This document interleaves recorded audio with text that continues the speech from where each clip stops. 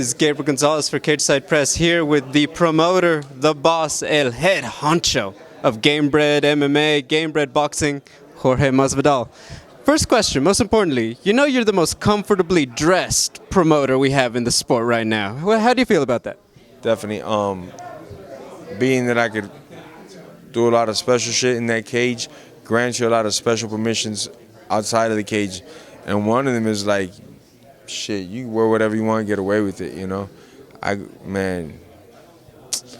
show up to a wedding in like flip-flops and a fucking button down and nobody telling me shit, you know?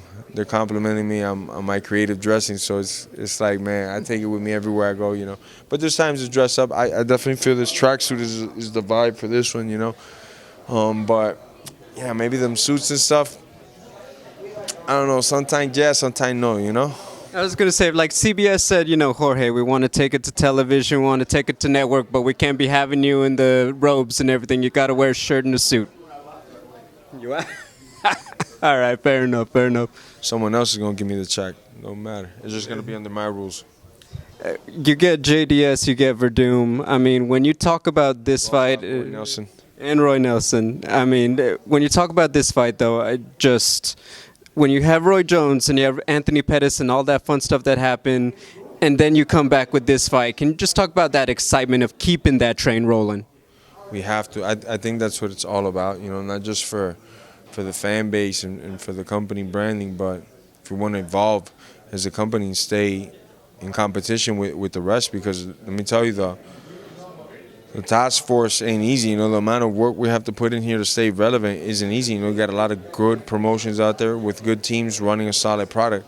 And this is America, capitalism, right? Whoever's doing it better, more efficient is going to win, you know? So we're trying to always consecutively put up the most violent fights we possibly can and keep everybody at the edge of their seat and have this, you know, have dialogue about it. Hey, man, I got to watch that fight. No matter what, I got to watch that fight because you got JDS versus Werdum. Who's not going to watch that fight that knows about MMA, you know? When you have all these events and talk about doing about 12 next year, are they all exclusively, they're all Gamebred MMA, Gamebred Boxing, or is it a combination of the two? Next year we'll have 12 shows, Gamebred, Bareknuckle, just MMA, no gloves. Okay. And then, does it matter to you one or the other necessarily taking off? Because obviously the boxing show got so many people invested. Bareknuckle MMA, it sells itself. It's a very enticing prospect. Does it matter to you one or the other popping off first, so to speak? It doesn't. We got 3 horses in the race. We got Icon, which is a glove promotion. We got the Bareknuckle, and we got boxing. And basically we give also our athletes the avenue to fight in any one of these things. If you sign in one promotion, you could fight in any one of the promotions, gloved or boxing, you know. And each one is kind of, though from the top might seem like they're all managed the same, they're not. The infrastructures are slightly different, TV deals are different, and how we're running them are different, you know. So just evenly grow them out, man. You know, when we're on what event, that's what we're doing hard. We're going to have a boxing event, hopefully October, November, that we'll be announcing. It'll be boxer versus boxer in the main event. And it's going to fucking shake the world in the boxing world, you know?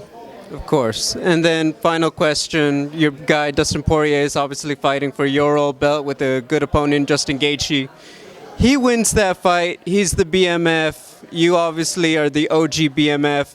When you and Dustin see each other, who calls who the BMF first? Nah, that's my brother, man. I love that dude. So whether it's he calls me first or I call him, he's a bad motherfucker in and out of the cage, you know. He's a hell of a family man, a hell of a dad. Great teammate, you know. Anybody asking for help, he'll show up. You know, he could be fighting himself for a title. He'll show up and help people out. The dude is the definition of a bad motherfucker, you know. Doesn't mess with anybody, but don't come looking for him either, you know, because he's a bad motherfucker. And I think he's going to put it on Gage. He's going to whoop him. He's going to show the class the difference in level and just end him, you know.